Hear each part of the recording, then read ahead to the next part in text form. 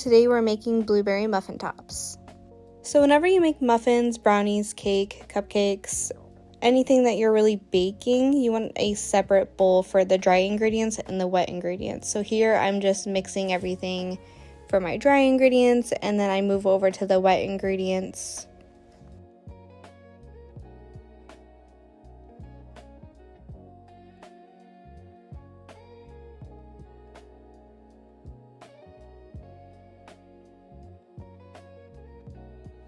I know it looks like I'm adding 2 teaspoons of vanilla. I just could not find my teaspoon measurement, so I just went ahead and used the half teaspoon twice.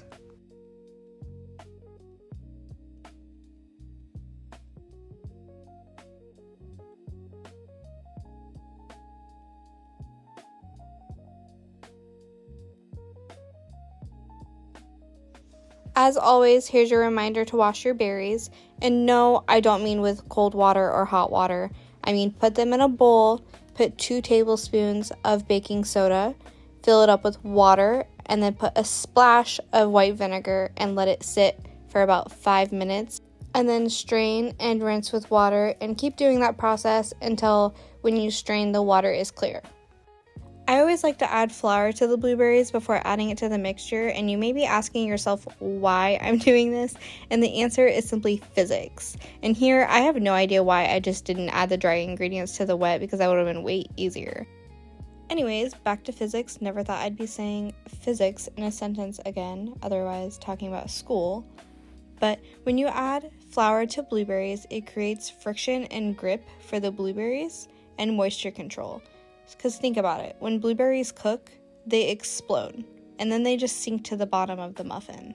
Whereas if it's controlled by flour, it stays in one spot, even though it's in a wet mixture.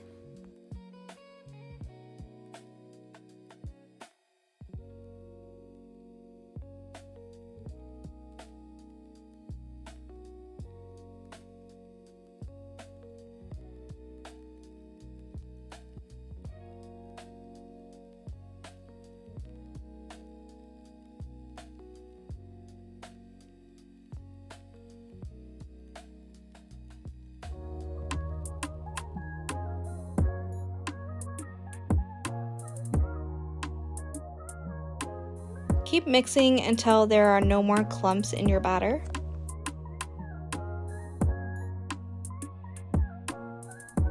So once your batter has reached a thick pancake consistency, you're going to go ahead and add in your blueberries.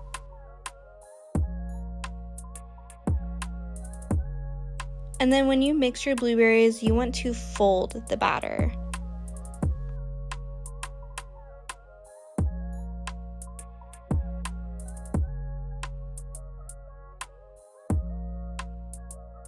Once the blueberries are folded into your batter, go ahead and add it onto your tray.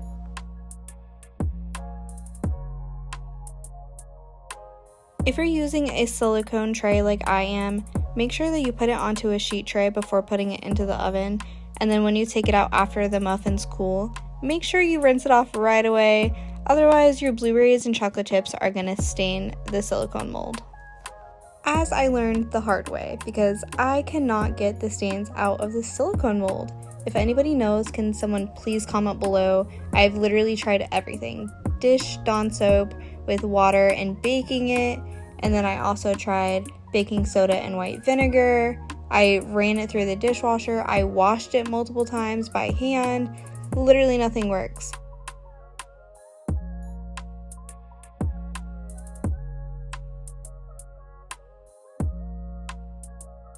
So silicone is actually non-stick, so you don't need to add parchment paper at the bottom, but I think it's easier to hold the muffin and kind of take it out of the pan. I know you can just flip it upside down, but I add special crumble on top and I don't want the crumble to fall apart. And another thing that I learned with silicone is it holds its flavor. So if I made a double chocolate chip muffin and then I went and made blueberry muffins, you would kind of taste the hint of the double chocolate chip. So I'm going to go ahead and get a stainless steel one. But if you have silicone, just be aware that the flavors do stick to the mold.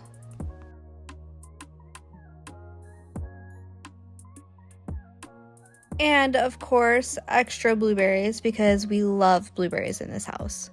Here I'm making my homemade streusel, so I'm just adding 1/4 cup of melted butter to 2 tablespoons of flour, and then I'm just eyeballing the brown sugar and giving it a good mix to make a crumble consistency.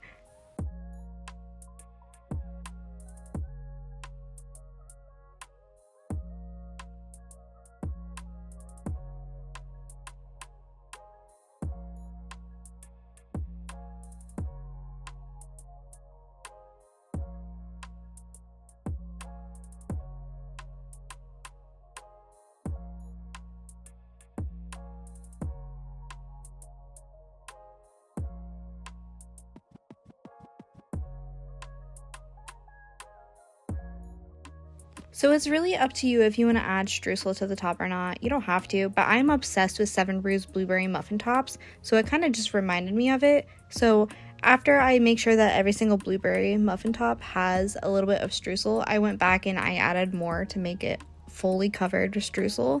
And then I, of course, add blueberries on top of that because what's wrong with more blueberries?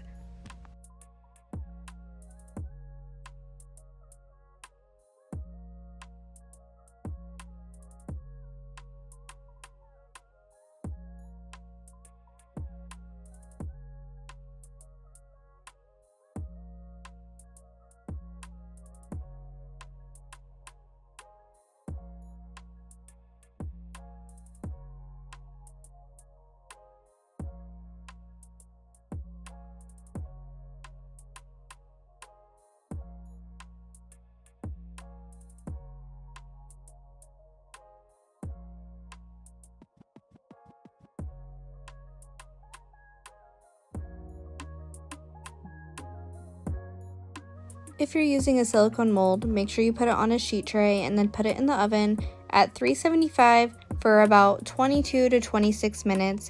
It really depends if you want your streusel to be crispy on top or soft.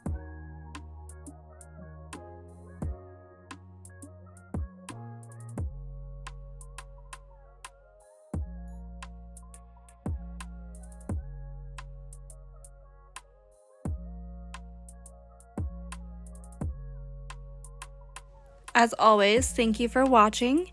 If you don't want to miss next week's video, and I'm pretty sure if you love pasta, I wouldn't miss it if I were you, make sure you hit that subscribe button so you don't miss the drop.